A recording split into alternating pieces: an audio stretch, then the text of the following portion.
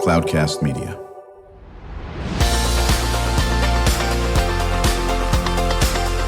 Drew Schlosberg, Spotlight on the Community Show, amplifying the voices of social impact organizations, entrepreneurs, local nonprofits, and other community champions who shape the culture, creativity, and connectivity of San Diego. Brought to you by Mission Fed Credit Union, bringing good things to San Diego for over 60 years. Learn more about what is good for you and good for all by visiting www.missionfed.com. Hello, I'm Dr. Mark Milliron, president of National University and special guest host of Drew Schlosberg's Spotlight on the Community Show, the nation's longest-running community podcast, now in its 18th year. Drew is on vacation, so I am joined today by the wonderful Dr. Nancy Rohland Heinrich from National University. Say hello, Nancy. Good morning. Glad to be here. We're also pleased to have in the studio today Ben Moraga, president and CEO of Rancho Santa Fe Foundation. How you doing, Ben? I'm doing great. Great to be here with you both. Well, let's jump in right away. Tell us a little bit about the Rancho Santa Fe Foundation. Well, the Rancho Santa Fe Foundation is a community foundation in Rancho Santa Fe that has been around for 43 years now. So a lot of people have heard about us. Rancho Santa Fe, man, they do great work. Then I usually get the little whisper in my ear, but what exactly do you do?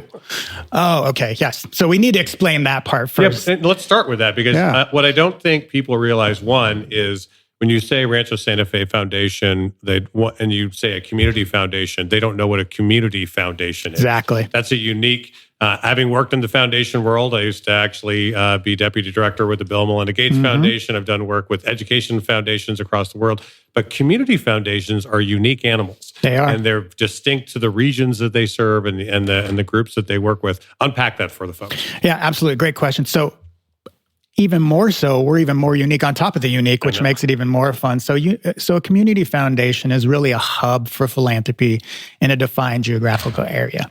Clearly, ours is Rancho Santa Fe, but we serve Rancho Santa Fe and the greater San Diego community. So we have responsibility not only for the ranch, but also the greater San Diego community. So we do that in a variety of ways, right? So we have two primary lines of business, and that is donor advised funds, which are mostly through individuals, and then nonprofit funds. And they can be regular funds, endowed funds, scholarship funds, field of interest funds. There's a variety of different types of funds, but essentially what we do is hold people's money, invest it wisely, and help them grant it out to the community and make the biggest impact we possibly can. You're really trying to find causes. And what's unique about your community foundation is that dual mission, right? And what are some of the big program areas, the things that you guys are really focused on? Yeah, well, our hallmark for the past 43 years has really been our focus on military and veterans, which you guys can identify with absolutely at National. And for those who don't know, National University, based here in San Diego, is one of the largest private nonprofits in the country, but half of our undergrad population are service members. So we know you well. And where we are, right? San Diego, one of the largest concentration of active duty and veterans in the world, right? So we have an obligation to give back to our folks that have served us. And that's what we've been doing for the last 43 years. So that is one of our pillars. We focus on that area. We've granted, I think it's close to $5 million over the last X amount of years and put money on the street to help make those issues and elevate those issues that the military and veteran spaces are seeing and need help with, that philanthropic dollars can help, alleviate or solve or at least move forward in those issues. So that's really one of our hallmark focuses. As we wind down 24 and we get ready for 25, we're putting together some new things. I would love to come back and start talking about those, but they're still in some development stages right now. But we're kind of testing some different areas. So, but Ben, before you go there, you're new to this role. Absolutely, you just stepped in. How many months in now? Oh gosh, I think it's 7 months, right? So they're letting me out. Let me out of the house now, finally. So you're in. You've now probably gone beyond the sense making phase and trying to figure out how this kind of rolls. Talk about the entry into this role and what has you most excited about it. Really, it's the community, right?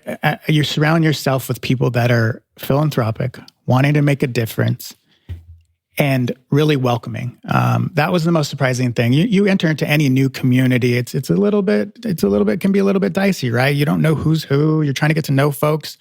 I had the most warm welcome. I had folks host me at their home. I had folks host me for lunch, introducing me to people, really welcoming to the community because they know that the foundation is there to make a difference, not only for them, but for the greater San Diego community. So that entry has been fantastic. And again, like I said, we're surrounded by over 400 fund holders who are trying to make a difference in this community. Yeah, talk about that a bit, because part of your role has got to be to get to know these donors who are very interested in making a difference in the community and kind of getting an understanding of what do they want to focus on, where do they want to go? Yeah, and I tease folks, but we really are the philanthropic matchmakers, right? We're listening to our fund holders, we're listening to our nonprofit partners, and we're pairing those folks together.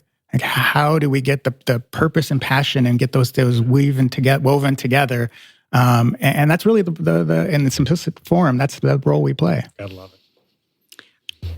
Ben, you have been with Rancho Santa Fe Foundation for a short time, but you've been in the philanthropic community for a very long time. Yeah. As you look at where we are in 2024 and in the future, how do you look at some of the shifts and what you're seeing in kind of the barriers or the concerns that some of your philanthropic donors might have? What shifted that way? And also in trying to look at alignment between philanthropists and the demand in the community. Nancy, that's a really good question. It's a lot of discussions we've been having with our fund holders, with our partners, with our corporate partners too. What I'm seeing the most is the desire for partnerships. Yeah. Really, if you talk to all of those groups, the desire for partnerships bubbles up to the top very quickly. We have some really big issues we need to solve. Homelessness, food insecurity. I can go on. And unfortunately, those issues are getting bigger and bigger. We cannot solve them alone, and we need to partner with people. So that's the main thing that's been bubbling up. And we're really putting programs in place to try and facilitate that. Part of that role has got to be, and talk about the art of doing this. Yeah. If you're going to make that kind of a difference as a community foundation, it is being able to pull together public policy, being able to pull together other foundations that might want to partner with you, pulling together players who are in the space doing the work. For example, you've partnered with National over the years, but lots of others who are out there. Talk about the importance of building those relationships and then doing some of that strategizing to try to make a difference. Because you're right, no one player can solve some of these big, hairy issues. Yeah, and Mark, I think you nailed it, right? That's really what it is. It's building those relationships, earning that trust. Yeah. Removing those egos and saying, we're here for one reason, it's to solve this issue, it's to alleviate this problem, whatever that might be, and convene the groups that can do it. And say, and frankly, as a community foundation, put our money where our mouth is. Who have been some of your key partners that you've worked with to kind of work your magic, of the foundation's worked with over the years? Again, our primary partners are our fund holders who are incredibly engaged. Secondarily, we've really been spending a lot of time with the military leadership in town. Nice. When we talk specifically about that pillar, again, no pun intended, but the boots on the ground. What's going on your base? You know, where is your pain points that we can help, and where we can help those nonprofit leadership groups. And then we also convene a CEO leadership group, probably once a quarter, where we really dive into issues like this and where people are struggling, where they help, where they can use assistance from us or other partners to convene groups together. Where's that pain points that's not allowing you to partner with others, and what can the foundation do to bridge that gap? Yeah, and again, those partnerships just take cultivation. You got to really just put in that work to make sure you can make that difference. What are the other big things that's happening in the foundation world these days? Is as people are trying to be strategic with their donations and the folks they work with, they're really they want to know what's the impact, right? And the notion of, it's literally called impact investing. Like, how can I understand what the return on these donations really is? Am I seeing this? Talk about the importance of somebody in your role, your organization, being able to work with donors and being able to show what that impact actually is. It is paramount, to say the least. So much so, we are shifting the way we do our grant making. And again, we'll roll a lot of this out in 2025, but it's been competitive grant making. You put something on the street, a lot of people apply for it. We are now taking those dollars and we're going to start impact investing. That's what our fund holders want. That's what the community wants. Again, put our money where our mouth is, elevate these issues of importance and significance, bring partners together, put that money on the street, challenge our fund holders, challenge our community, challenge our partners. with matching funds, impact investing, capacity building to really move these partnerships forward so you can see that impact. And again, this is really coming from all aspects, fund holders, partners, the community. So you nailed it. It's really about that impact. What are we doing with our dollars and how does that move the needle? How important is it now because more and more foundations that are leaning in that direction, they're having to really kind of beef up their evaluation components to see what is, it's not just, the joke used to be, it felt a bit in the foundation world like spray and pray, right? You spend the money out and then you kind of hope good things happen. But now you have to know, and what they're asking is to have evaluations of these grants where you actually can see what this looks like. Talk a bit about what you have to do to kind of make that happen. Yeah, that's a big part, right? So that's actually the work we're doing right now. How do we put together that middle of the program and that post, which you know all too well? It's partnering with folks like National University, right? That evaluation component that can really bring value to those programs. So that's part of the building phase we're in right now, is building that evaluation component of what these programs look like when we talk about it. And we talk about it in the sense of community leadership. That is the ethos of a community foundation. We're supposed to be community leaders, elevating issues, attacking those issues, and trying to solve those issues. A big part of that is you have to have outcomes. Did it do what you were supposed to do, right? So again, finding those partners to help us do that is essential for us. Well, one, you make it more likely, you make a difference, and you also build trust with your donors, right? Where they kind of understand what's happening. So you've been listening to Spotlight on the Community with Rancho Santa Fe Foundation CEO Ben Moraga. We'll be right back after a short break. When you do your banking with Mission Fed, you get great rates on auto and home loans. That's good for you, but something good also happens for a lot of other people. We're not for profit, so we put money back into the community to help lots of great nonprofits to keep San Diego strong. So you're not just getting something good, you're doing something good. Come to Mission Fed. It's banking that's good for all. Brand amplification is the DNA of Cloudcast Media, and our code is the powerful blending of sound, voice, and storytelling to lift local brands and their communities. Whether it is our Brandcast, Schoolcast, or Causecast platforms, the unifying ethos is all about this community, the one you call home. If you dare to dream and want to explore the brand amplification of Cloudcast, a national leader in local podcasting and other Winfluence strategies, please visit us at cloudcast.us.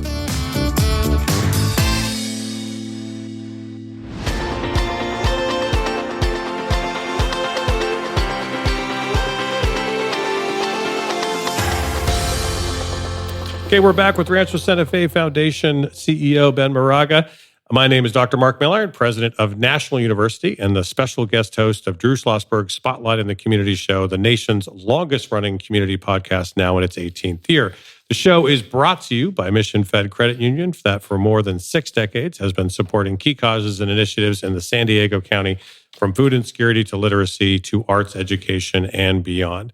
Drew is on vacation today, but I am joined today by Drew's co-host, Nancy Rohland Heinrich. Hello, Nancy. Hello, glad to be here. Okay, let's jump back into the conversation, Ben. As we were kind of in the first part of the conversation talking about the strategies going forward and the fact that you want to be able to measure to kind of get to impact, now coming into this role, you're 7 months in, you're a pro, you have the whole thing nailed. I'm ready. I know one of the things you have to do in these roles as you're coming in is you really want to get meet everybody, build the relationships, have the connections. But now you're really saying, let's build the strategic plan. Let's build the strategy going forward. Talk a bit about the process you've been going through to do that work, and then kind of what you're coming out at. Like, what are the things, what are the initiatives you're really leaning into? Absolutely. Great question. It's been part of the whole 7-month process, right? Getting to know the organization, really leaning into building that team culture with our team, working really closely with our board, and really listening to the community. We are a community foundation. We need to be out there listening to our constituents, our fund holders, our nonprofit partners, and building what is a strategy to solve some of those challenging issues that we're talking about. So a big piece of it is surfacing those first, right? Let's talk to the folks out there. What are they interested in? Where are their pain points? Where are they seeing community maybe fall a little short where we could step in? And then forming those pillars. What we've talked about at our office is really our pillars for success. So that's superior financial returns on the money that's invested with us. It's superior customer service. It is a community leadership. And it's really being that philanthropic advisor. That is who we are as a community foundation and leaning into those. So we're kind of wrapping our strategic plan all around those 4 pillars and then delivering that back out to the community. It's really building that foundation so you can be nimble and kind of go forward with it. It's got to be, as they always say, hard work, but good work, right? Absolutely. Okay, Nancy. Ben, for our audience, could you please tell us a little bit more about your background prior to Rancho Santa Fe Foundation and kind of what brought you to taking that position? Sure. Great question. Again, we rewind a little bit. I think I've been in the nonprofit sector for about 25 years. Wow.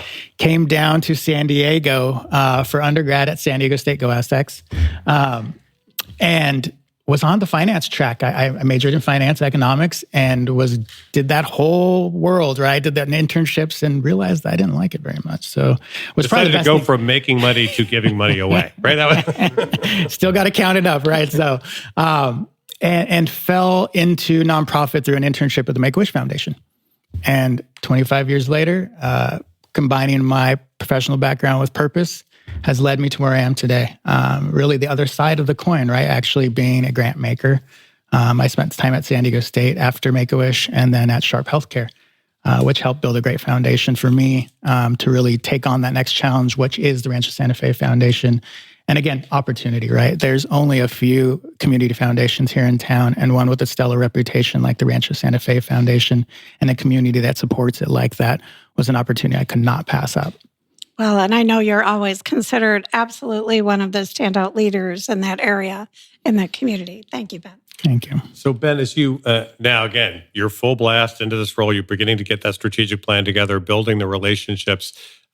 As we think about what's happening with the larger military community, I've been blown away. I'm all of 2 years into this role at National University as president. Nancy has been my shepherd. I think I'm the 6th CEO that she has scaffolded up in the last 45 years. She's literally been with National University for 45 years, which has been amazing. That is true. But one of the things that's blown me away is just how tight the larger military community and the defense contractors and the other services are. The San Diego Military Advisory Council and the other kind of community players. It's pretty amazing how open they are about what we need to do to kind of help support the service members, help them, again, protect and serve and kind of drive the kind of larger work we're doing, and build this kind of community connection with everybody from defense contractors and to folks like Rancho Santa Fe Foundation. Talk about some of the vehicles that you use to make sure you stay in close touch with what's happening with the military. That's a really good question. And I think you touched on something really special about San Diego, right? We've embraced our military and that whole ecosystem decades ago. We set up that infrastructure through organizations like SDMAC, the Chamber, and many others that support it. And it's really staying connected to those organizations and supporting them because the military knows that that's where they go for support. So it really actually has its own center of gravity there that you can be a part of and connect with that organizations. And then frankly, you have a reputation of 43 years of support for that area that really helps open doors and really builds that trust instantly. As we know, the leadership turns around every couple of years, right? Different assignments, different things. So we really have to ingratiate ourselves to those folks as well, too. But we have that center of gravity with some of these organizations that really pull the whole ecosystem together, which is a really special thing about San Diego. You got to love it. And then, the civic leaders, everything from Mayor Gloria to all the folks who are working in the communities surrounding the downtown, like the conversations around like, how are we going to handle the housing crisis? How are we going to handle pathways to economic opportunity or just like real challenges with people being able to kind of rise and thrive economically and driving social mobility. Who are some of the players that you're working with that keep you really in touch with some of those dynamics? That's another good question because it's a variety of folks. Like you said, it's stakeholders, it's people that are personally interested, it is government, it is those organizations like SDMAC and the Chamber and folks like that, the Downtown Partnership. that we're constantly in contact with. Actually, the USS Midway is a great conduit for a lot of those conversations as well. But it's really a purposeful relationship with that entire ecosystem that helps us elevate that, because you touched on some huge things, right? Housing, economic mobility. What we're hearing a lot right now is childcare. Yeah.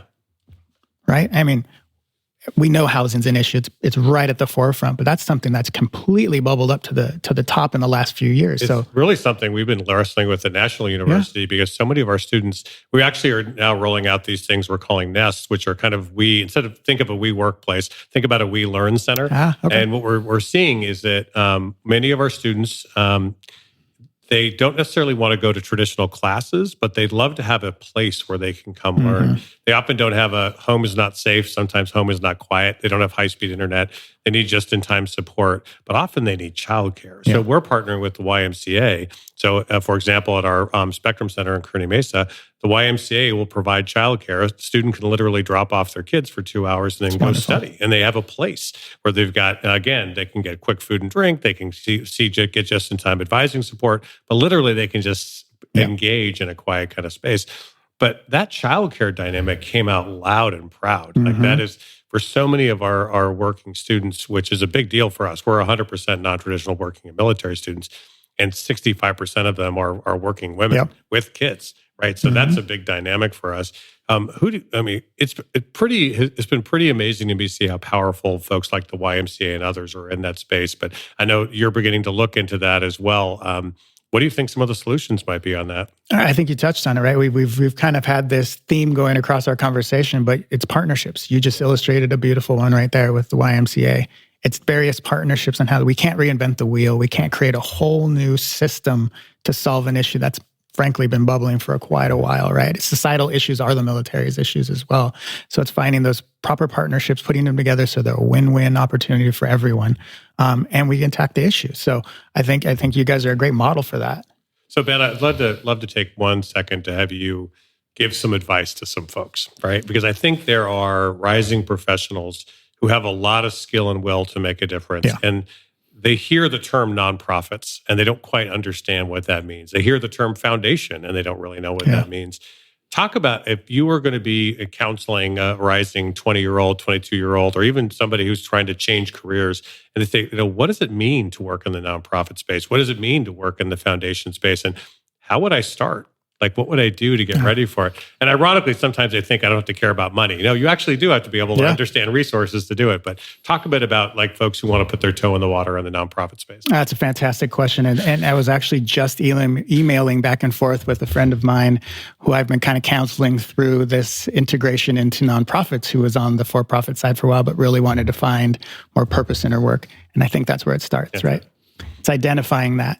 I want to find more purpose in my work. Well, what is that purpose for you? Number one, align yourself with your values, with what your passions are, because there's a nonprofit out there for you. And let's see how we can align your background, your professional skills, because nonprofits need them, right? We need to find those people with those for-profit skills that have that for-profit experience to bring that business mindset to the nonprofit sector. So it's really aligning those two things.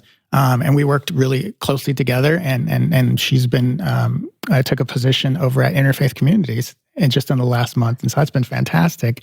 And she just sent me an email and said, the alignment here is amazing. Like, it's everything I wished for. It's a steep learning curve, but I'm so excited. You don't get that a lot right in for-profit, right? It's a steep learning curve. Man, this is tough. I don't know if I can do this.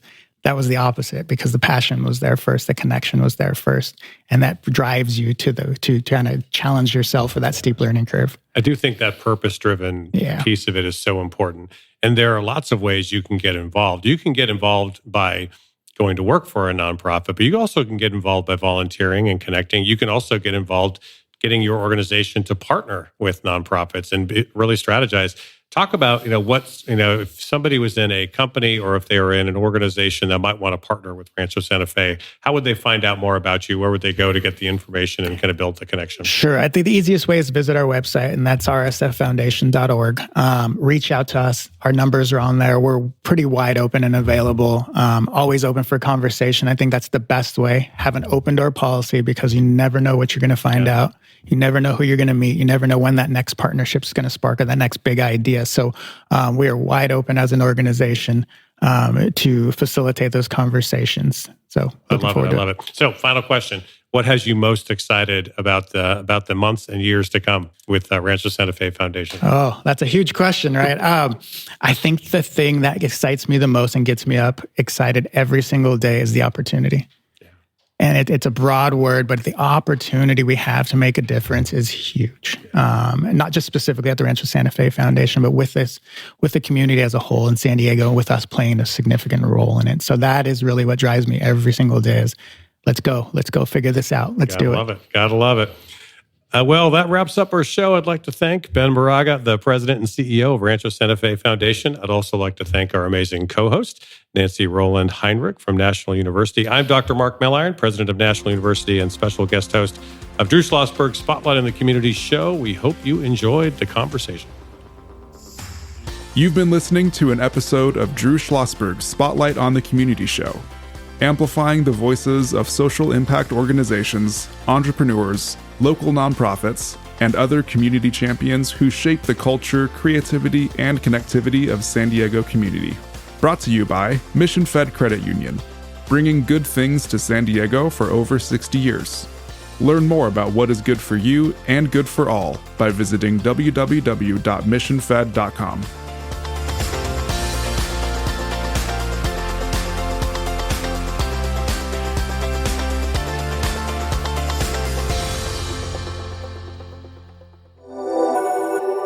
Cloudcast Media.